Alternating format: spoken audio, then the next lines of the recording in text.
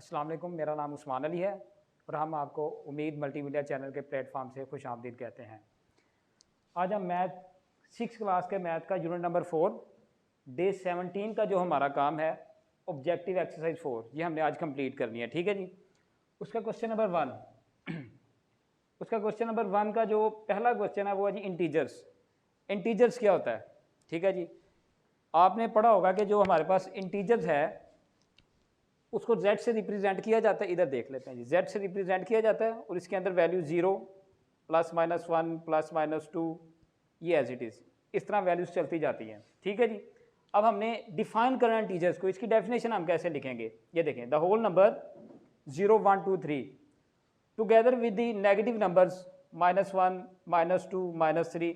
ये देखें इंटीजर्स, ये आपने 5 क्लास में भी पढ़ा होगा। इंटीजर्स क्या होता है कि जिसमें वैल्यू प्लस में भी लिखी जाती है और माइनस में भी लिखी जाती है। तो यही डेफिनेशन अगर हम होल नंबर में प्लस और माइनस दोनों वैल्यूज को इकट्ठा कर दें और साथ जीरो भी लगा दें। जीरो को एक दफ़े लिखेंगे क्योंकि जीरो के साथ ना प्लस का साइन होता है ना माइनस का साइन होता है। तो ये इसकी डेफिनेशन है। ठीक है जी। अब आपके पास जो क्वेश्चन नंबर 2 है वह what is the absolute value of -9। -9 की आपने एब्सोल्यूट वैल्यू फाइंड करनी है। तो -9 की आप एब्सोल्यूट वैल्यू कैसे फाइंड करेंगे?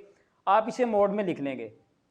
ये जो स्ट्रेट लाइंस हैं ये मोड को शो करती हैं और मोड का ये मतलब है इसमें जो वैल्यू माइनस में है वो भी प्लस में चेंज हो जाती है। प्लस वाली तो प्लस में है लेकिन माइनस वाली भी किस में चेंज हो जाएगी? प्लस में। अब देखें ये माइनस है, अब ये प्लस में कैसे चेंज होगी? ये देखें -9, अब ये माइनस से मल्टीप्लाई हो गए प्लस में चेंज होगी तो ये माइनस माइनस आपके पास +9 आ जाएगा।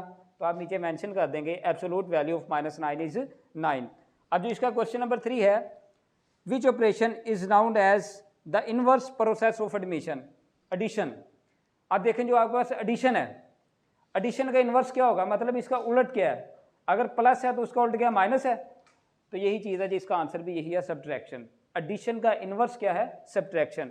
अब जो आपके पास क्वेश्चन नंबर 4 है वो कहता है जी राइट 2 इंटीजर्स लेस देन 1।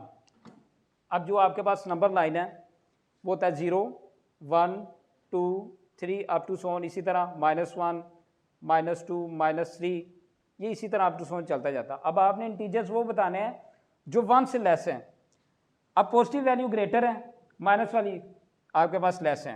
अब देखें 2 पॉसिबल इंटीजर 1 के बाद एक आपके पास 0 और एक -1 है।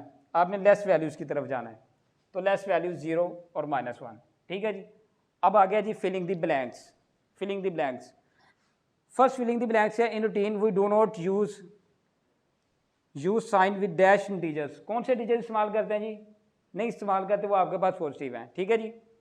Dash is neither a positive integer nor a negative integer. अब आपने ये बताना कि वो कौन सा इंटीजर है जो ना प्लस का होता है ना माइनस का होता है। अभी जब मैंने आपको इंटीजर्स की डेफिनेशन बताई थी तो वहां पे मैंने आपको बताया था 0 के साथ ना प्लस का साइन होता है ना माइनस का साइन होता है।